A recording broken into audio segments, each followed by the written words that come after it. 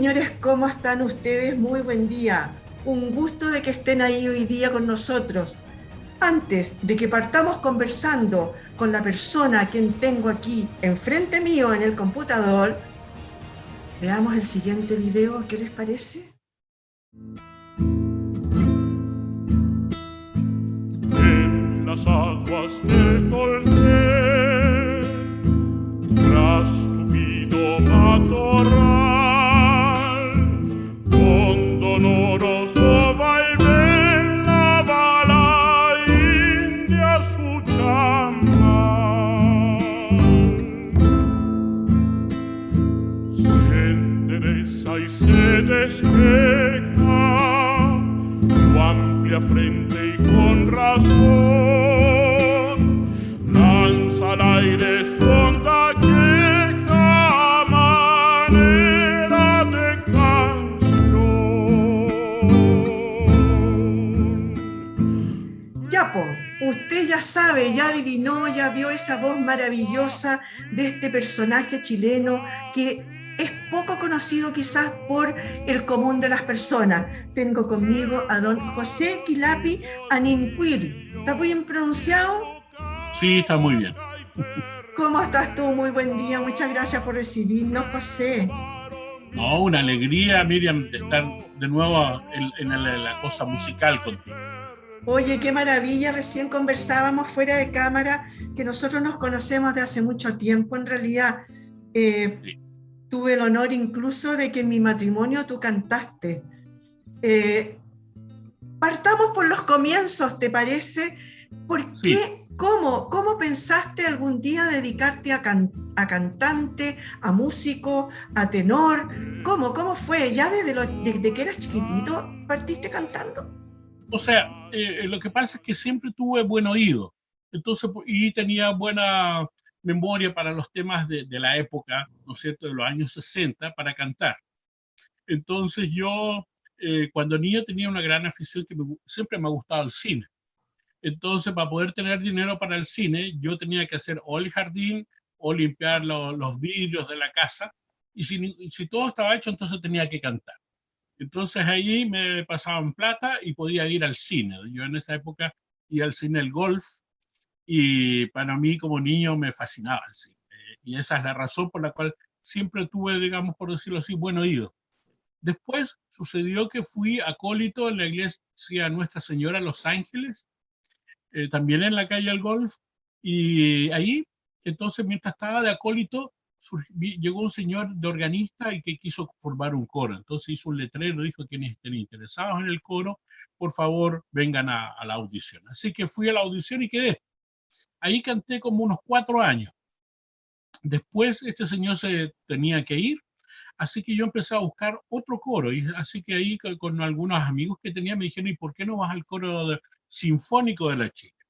Ya, pues dije, así que fui para allá y fue muy divertido porque hice el examen como a las 4, regresé a mi casa y a las 6 me estaban diciendo si podía volver porque a las 7 empezaba el ensayo ahí en la calle Lira. Así que volví rápidamente para esa época para poder... Ahí estuve un año cantando en el coro y conocí gente, bueno, era gente mayor que yo, pero yo veía que sabían cantar, tenían más fuerza en la voz y todo. Así que les pregunté cómo lo hacían. Entonces ellos me dijeron: mira, lo que puedes hacer, hay unos precursos en el conservatorio, tú vas allá, audiciones, y si quieres, entonces puedes hacer esos cursos. Así que le dije: ya, pues con mucho gusto. Fui al conservatorio en los años 70 y empecé el año 71 a estudiar canto en el conservatorio. Bueno, eso no era nada más que una especie como de hobby, como niño. Pero el segundo año me sucedió algo así como un déjà vu, ¿no? Muy increíble mientras iba al colegio, en la calle, y ahí como que tuve la convicción de que iba a ser cantante antes que otras cosas. Así que por eso yo siempre he dicho que en realidad yo no elegí, a mí me eligieron para ser cantante, no, nunca he tenido esa duda, ¿me entiendes? ¿Nunca dudaste de que iba a ser tu forma de vida de ahí en adelante? De ahí en adelante, exacto.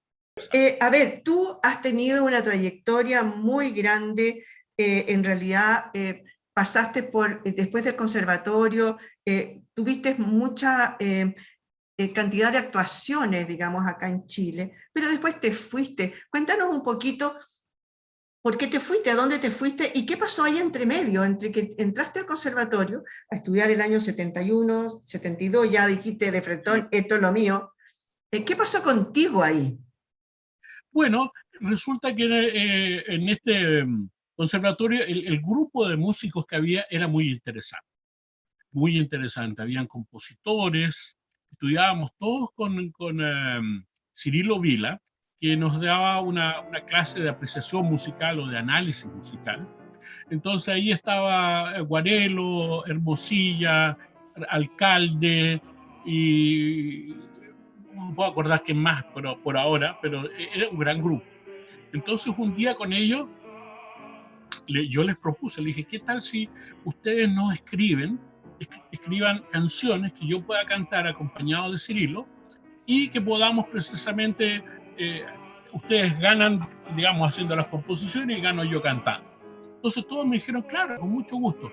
Y sí, se hizo un grupo más o menos de 10 canciones y con eso hice conciertos yo en esa época, cantando estas canciones con texto de Neruda, algunos con texto de Gabriela Mistral, acompañados por Cirilo Vila. Entonces eso nos llevó a que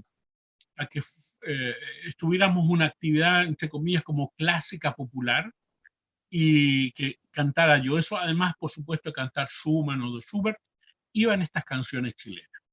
A ver, tú cantaste mucha música chilena contemporánea con un gran pianista que era Cirilo Vila, Sí. pero además cantabas canciones de tus propios compañeros, o sea, era música contemporánea por donde la vieras, ¿no es cierto? Exacto, exacto. Algunas exacto. con raíces folclóricas, otras no, dependiendo de cada uno de los compositores. Sí, Y, sí. y, y te dedicaste mucho a, bueno, obviamente los líderes, a Schumann, a Schubert, pero en algún momento tú te distinguiste por la música antigua. ¿Entraste al conjunto de música Sí. antigua de la Católica? Cuéntanos cómo fue ese paso, porque Sí. incluso la voz es distinta, ¿no?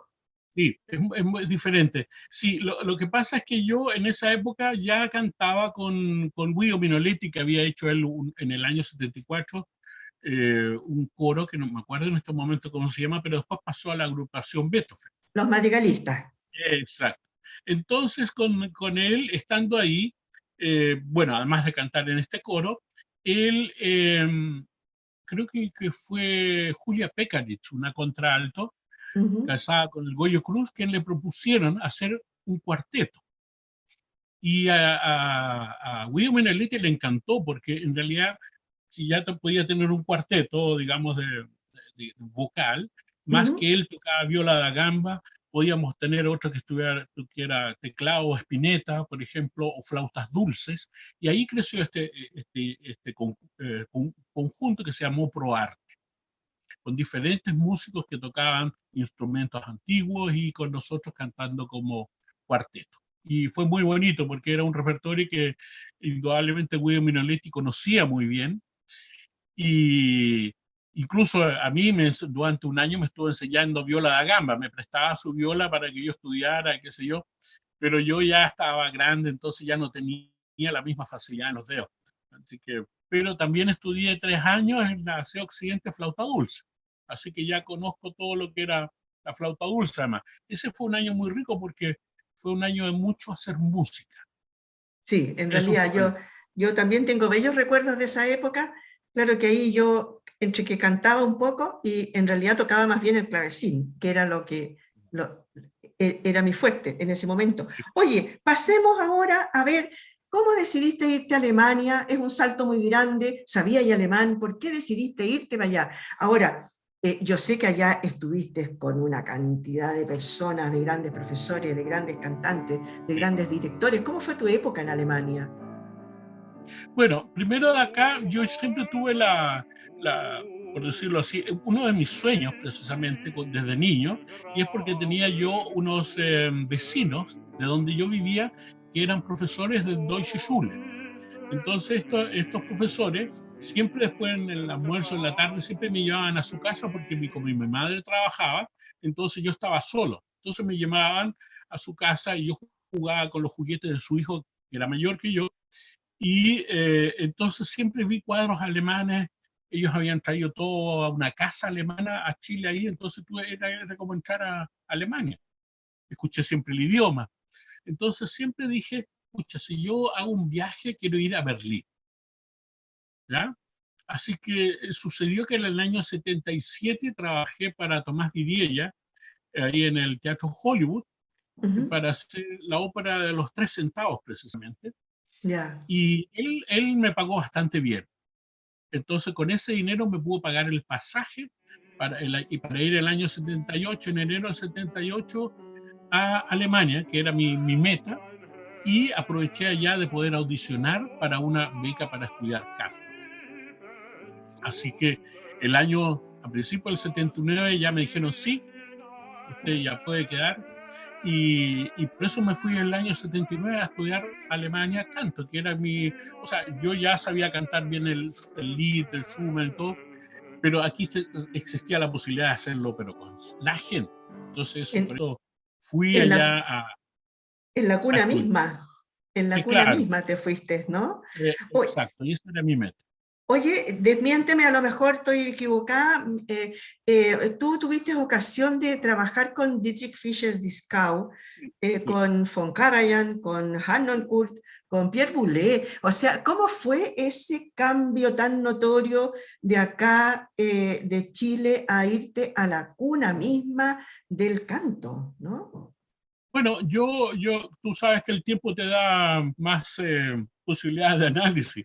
La cosa es que yo iba con mucha fe, eso lo tengo que, era así, y cada vez que pude estudiar, hice diferentes cursos así de fin de semana o de una semana en diferentes partes de Alemania. O sea, me preparé bien para poder ingresar al conservatorio. En este caso, la Musikhochschule de Berlín, HDK se llama. Y en este conservatorio, como estaba en esa época todavía el muro, llegaba precisamente los grandes artistas, por decirlo así, llegaban ahí a hacer clases. Y sucedió esta vez que Dieskau ofreció dar por primera vez clases en Berlín, pagados todos, por supuesto, por el gobierno federal. Y sucedió que él dijo, bueno, vamos a hacer 10 cupos, 6 para el resto de Alemania y 4 para Berlín. Así que íbamos todavía a audicionar. Y quedó la crema, en realidad. O sea, quedé la crema porque ahí ya dejé la crema porque la gente de ahí me empezó a envidiar. Porque todos estaban seguros que los 4 puestos eran para los alemanes de ahí de Berlín, ¿no? Y los otros fueron por diferentes partes de Alemania. Entonces ellos ya habían concursado en sus respectivos pueblos o ciudades, ¿no? Para llegar ahí. Entonces ser uno de los 4 elegí era lo máximo. Así que cuando me eligió, quedó la crema. Me odiaron, me miraban feo y qué sé yo. Pero yo como tenía esta fe de poder estudiar o qué sé yo, entonces fui feliz. La verdad es que fui feliz porque ya con eso yo ya estaba al otro lado, pues tenía el reconocimiento del barítono más grande del siglo pasado, así que de ahí me daba lo mismo. Por alguna razón, este señor Dieskau, como se dice en chileno, me agarró buena, ¿no? Me tuvo en buena y se dio la paciencia precisamente de enseñarme todo lo que más o menos él podía ver que yo podía aprender. ¡Qué maravilla! Una de las cosas que descubrió un alumno mío, y que tal vez que de ahí viene esta cosa, pues yo hasta el día de hoy dije, bueno, yo puedo cantar bien, tenía voz y qué sé yo, y tal vez resultó. Pero este alumno me dio a entender que había pasado una situación años antes. Cuando Dieskau va a cantar en Bayreuth, a la casa de ahí de Wagner, el que cantaba ahí, el tenor, era Ramón Vinay. ¡Oh! Claro. Entonces Ya. Ramón Vinay era el grande y viene este joven barítono a cantar por primera vez ahí. Y tal vez, quizás por eso fue como una vuelta de mano. Como una mano de vuelta, sí, pero Claro, también obviamente lo debe haber fascinado tu voz, ¿no? claro. Bueno, eso Oye, pasó ahí ¿y primero. ¿Y cuánto Sí, tiempo te quedaste en Alemania? no, pero mira, no, tuve total 15 años. Ah, muchísimo. Claro, muchísimo. Pero después, mira, después llegó la Elizabeth Schwarzkopf, esta gran soprano, Sí. también, y también quedé. También me volvieron a odiar todo. Y después, dentro de ese grupo, llegó a Aribert Reimann, que es el compositor más grande después de la guerra en Alemania, Ujú. el compositor de ópera y todo, y él también me eligió. Entonces quedó, pero ya no podían ya salirse ahí de envidiarme mucho. Así que una vez estaba yo cantando en el Riaskammerchor, en la Filarmónica, una obra de Liszt, donde había un pianista y un barítono más la orquesta, y el pianista era Aribert Reimann y el barítono era Isca. Así que después del ensayo los fui a ver, entonces estando, hola José, me saludaron y todo, y conversando todos ahí, el disco le dice, oye, le dice, ¿tú le estás dando clase a José? Sí, le dice, claro, somos música contemporánea, qué sé yo. Ah, me mire, me dijo, ya me dice, tú te quedas entonces un año más. Ya ahí fue ya la cúspide, porque acuérdate que habían 10 puestos, ¿ya? Después de 2 años, ¿ya? 2 puestos. Y yo era el único que salía con un tercer año, Ya. porque Disca lo dijo y a Claro, Disca nadie le discutía. obvio, pues sí, era lo mejor que había en ese minuto, ¿no? Como dices tú, el mejor barítono del siglo pasado. Claro. Entonces, Oye, eso pasó ahí. así que obviamente el bullying era terrible. ¿Y cómo te las arreglaste? Y ¿Cómo seguía y ahí? Cuero duro nomás, po? cuero duro, primero que todo, y después cumpliendo las expectativas. Eso es lo que había que hacer, ¿no? Entonces ahí sí fue posible, ¿no? Cada vez fui, o sea, nunca quedé atrás, siempre estuve ahí firme y todo, así que a eso se debe En, como tú dices. en realidad súper estudioso. Yo me acuerdo de ti en la época en que incluso hacías ejercicios bajo el agua para fortalecer los pulmones, ¿no? El tema de la Claro, respiración. exacto, exacto. Iba a la Guay, que quedaba una cuadra del conservatorio, a nadar todos los días, Sí, de lunes a viernes, sí, es sí. cierto.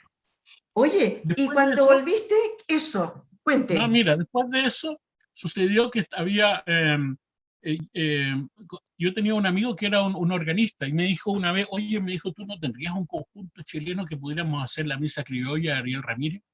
Sí, le dije, con mucho gusto, así que llamé a un grupo de muchachos que se llamaba Ortiga. Así que ellos fueron a Berlín, hicimos la misa criolla, todos felices y contentos, y después a ellos les quedó el bichito, entonces me dijeron, oye, José, ¿tú no podrías venir acá a Colonia hacer la misa criolla? Claro, le dije, con mucho gusto, voy y canto y claro, ¿tú nos podrías dirigir? Claro, yo te dirijo. Así que fui allá, hicimos como 3 conciertos la primera vez. Después al año siguiente me dijeron, oye, ahora tenemos ya 8 conciertos. Ah, qué bien. Y después, después de eso, en eso fuimos creo que muy cerca de Hamburgo. Y ahí cerca de Hamburgo nos vio un productor, Tag se llamaba. Y él entonces nos contrató, le dijo, oiga, los contrato para el otro año.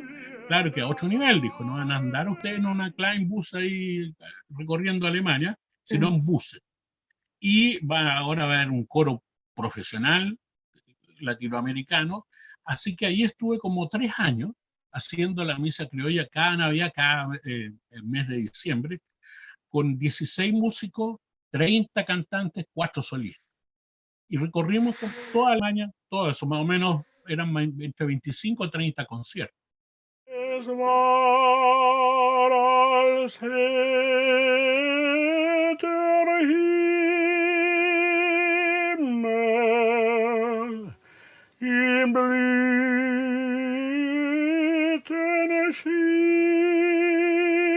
Schimmer die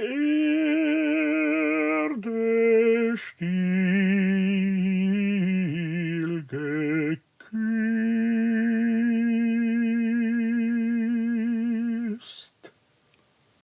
Maravilloso. Dirigiendo. Oye, y ahí dirigías tú además. Sí, sí, ahí empecé a dirigir y todo. Por ejemplo, la otra cosa que yo cantaba mucho también era en este coro Rías que te contaba. Ujú. Y así que una vez nos contrataron para hacer una gira que empezaba en Hamburgo, bajaba a Baden-Baden y ahí fuimos al Teatro La Fenice en Venecia. Entonces, como dirigía a Pierre Boulez, entonces, como hicimos eso, uno se saluda siempre con toda la gente. Entonces, sucedió que estaba en el Teatro La Fenice y estaba, por supuesto, él ahí con toda su gente y entra el coro. Entonces dice, oh, me dijo, por fin llegaron. Entonces, como llegué primero, va y me abraza. Pierre Boulez, imagínate. Oh, qué maravilla, en realidad. Algo que cuando tú ibas ahí caminando en la micro hacia tu colegio y Exacto. pensaste, me voy a dedicar ahí, nunca soñaste que ibas a llegar a ¿no? A esos lugares, a ese nivel. A ese Decidiste nivel. volver a Chile. ¿Por qué? ¿Chile te tiró de las patas para acá? O sea, no, Chile era un país donde lo que tú ves aquí, que es una naturaleza maravillosa y gente fantástica. Digamos, más que eso no hay, porque lo demás es terrible. Y lo que sentí, sí, fue que había cumplido un periodo de mi vida. Entonces, tenía 40 años, dije ya, tengo todavía 25 por trabajar, así que por lo tanto, o son 25 años en Alemania o 25 años en Chile.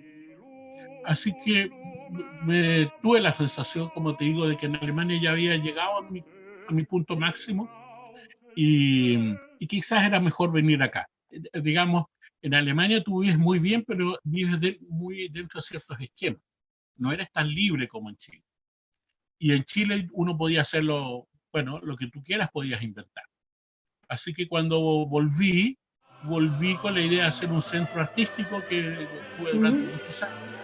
Y ahí tuve un coro, tuve alumnos, hice conciertos, entonces tuve todo eso. Y es lo que yo quería hacer, ¿no? De tener precisamente un poco como devolver la mano. Entonces a eso se debe, ponte tú, que ahora yo tengo, ponte tú, más o menos 10 alumnos viviendo en Europa del campo. Respecto de eso mismo, hoy día, ¿a qué estás dedicado? Yo te he visto en festivales por ahí, incluso estuviste en el Festival de Folclore de San Bernardo hace un par de años, 3 años, ¿no? Sí, sí. Y también sigues haciendo clases y también de repente vas a hacer clases a Europa todavía. Sí, o sea, estuve durante 5 años haciéndolo, pero ¿te acuerdas que hubo en el 2010 una crisis y ahí en la crisis la gente se guarda? Entonces, levantar todo eso después era más difícil, porque allá tenía un par de alumnos que precisamente me ayudaban a hacer eso, y después como que ya no lo hicimos más porque me fui fijando que yo ganaba, iba para ganar dinero y que lo pasaba bien, pero me perdía todos los veranos. Claro. No había verano para mí. Entonces ahí dije, no, Claro. ya lo dejo, porque además sucedió que pude ir a cantar a Olmué. Entonces me dijeron, lo contratamos para Olmué para una de las aperturas, así que ahí yo dije ya. Entonces quiere decir que esta es la decisión. Por eso te explicaba de esto del déjà vu y cómo yo me voy guiando en realidad, no por mi ambición, o sea, por supuesto tengo una ambición, pero hay ciertas cosas que son otros los que me guían.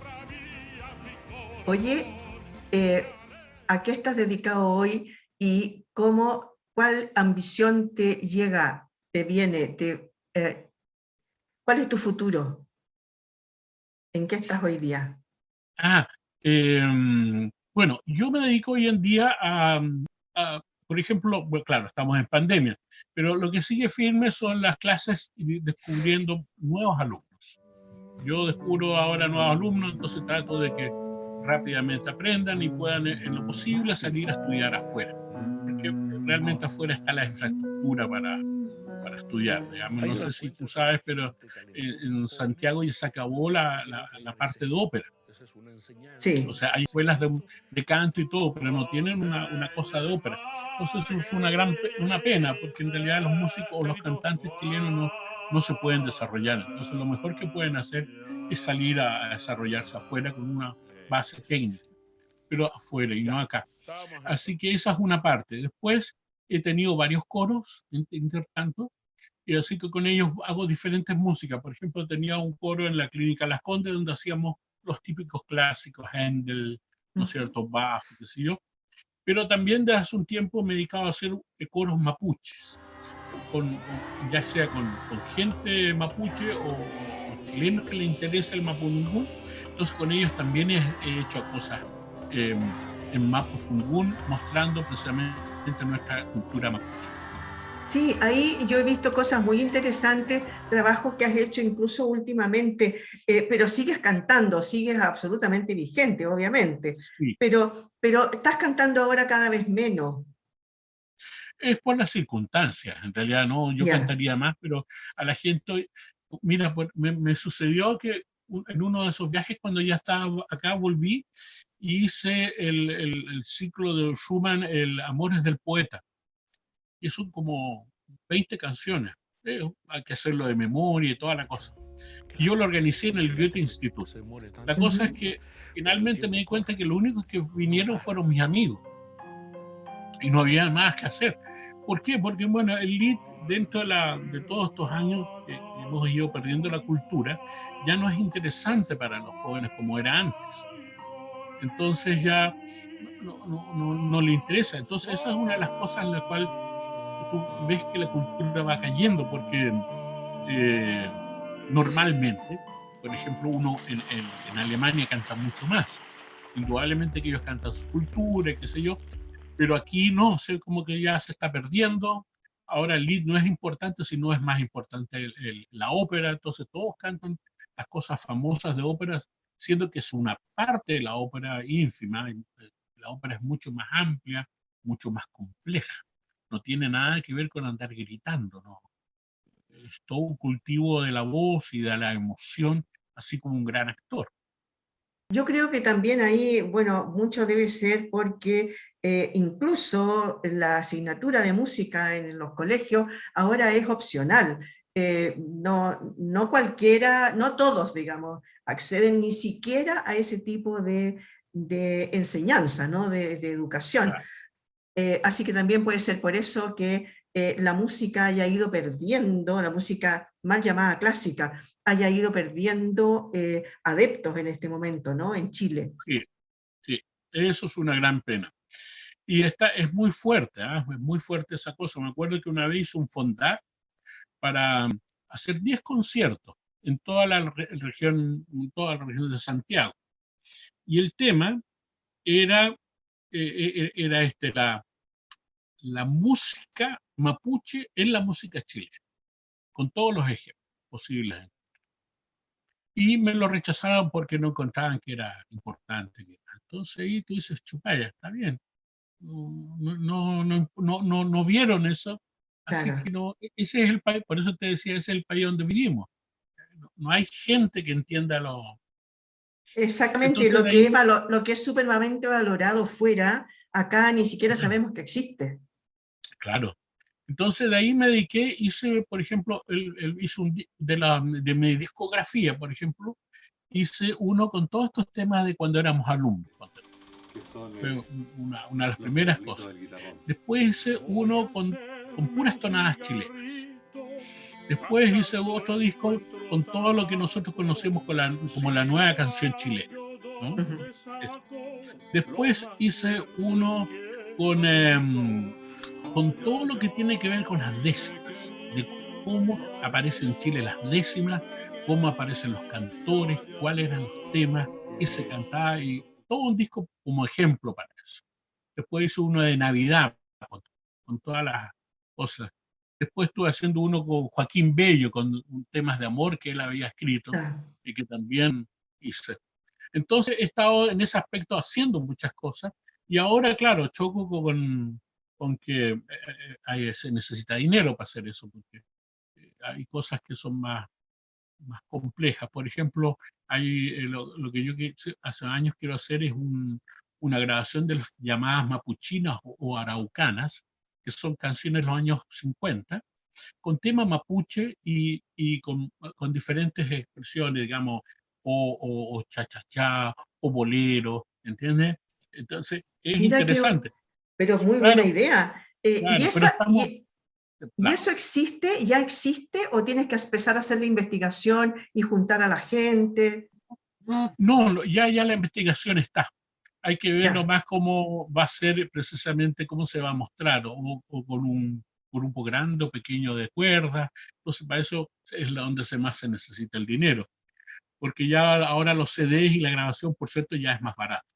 Pero Claro. significa armar todo eso, ¿no? Qué bien. José, qué gusto de haber conversado contigo. Se nos acaba el tiempo, pero lo podemos seguir conversando en otro momento, obviamente. Exacto. Don José Pinapi, muchas gracias por haber estado hoy día con nosotros, no sabes, por el paseo largo que me diste, por un poco recordar la música de los comienzos y de lo que en lo que estás ahora. Muchas gracias por haber estado con nosotros. Un abrazo para ti. Gracias, ¿ah? Gracias a ustedes también, señoras y señores, por haber estado hoy día con nosotros, con José Quilapi, un grande de la música chilena. Muchas gracias por haber estado ahí. Esto fue En Tiempos de Coronavirus.